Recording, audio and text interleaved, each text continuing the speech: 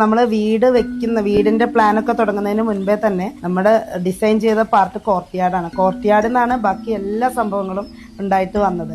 നമുക്ക് ലിവിംഗിൽ നിന്ന് കോർട്ട്യാർഡ് കാണണം, ഡൈനിങ്ങിൽ നിന്ന് കോർട്ട്യാർഡിലേക്ക് ഒരു വ്യൂ വേണം, അതുപോലെ കിച്ചണിൽ നിന്ന് വേണം. അങ്ങനെ നമ്മൾ എവിടെ നിന്നാലും കോർട്ട്യാർഡിലേക്ക് ഒരു വ്യൂ നമുക്ക് എന്തായാലും വേണം എന്നുള്ള ഒരു ആഗ്രഹത്തിൽ നിന്നാണ് ആ കോർട്ട്യാർഡിൽ നിന്നാണ് ഈ വീട് ഡെവലപ്പ് ചെയ്ത് വന്നത്. അതുപോലെ തന്നെ എനിക്ക് കാവ് സങ്കല്പത്തോട് വളരെ ഇഷ്ടമാണ്. അപ്പൊ അങ്ങനെ ഒരു സങ്കല്പത്തിലാണ് ഈ കോർട്ട്യാർഡ്. നമ്മളിതിനെ കോർട്ട്യാർഡ് എന്ന് പറയുന്നതിലുപരി ഞങ്ങൾ ഇതിന് പേരിട്ടിരിക്കുന്നത് കാവ് എന്ന് തന്നെയാണ്. അപ്പൊ കാവിലേക്ക് പോവാം, അങ്ങനെ തന്നെയാണ് നമ്മൾ വീട്ടിൽ സംസാരിക്കുമ്പോൾ അങ്ങനെ തന്നെയാണ് പറയാം. അവിടെ ഇരുന്ന് സംസാരിക്കാം, അല്ലെങ്കിൽ അവിടെ കോഫി കുടിക്കാം, അങ്ങനെയൊക്കെയാണ് പറയാം. അതുപോലെ തന്നെ വലിയൊരു ആഗ്രഹമായിരുന്നു പ്രകൃതിയിൽ വിളക്ക് വെക്കുക എന്നുള്ളത്. ഒരു പൂജാ സ്പേസ് എന്നതിലുപരി നമ്മൾ പ്രകൃതിയിൽ നിന്ന് പച്ചപ്പിന്റെ ഇടയിൽ നിന്ന് വിളക്ക് വെക്കുക എന്നുള്ളത് എൻ്റെ ഒരു മനസ്സിലെ ഒരുപാട് കാലത്തെ ഒരു ആഗ്രഹമാണ്. അതും കൂടിയാണ് ഞങ്ങൾ ഈ സ്പേസിലൂടെ സാധിച്ചെടുത്തത്.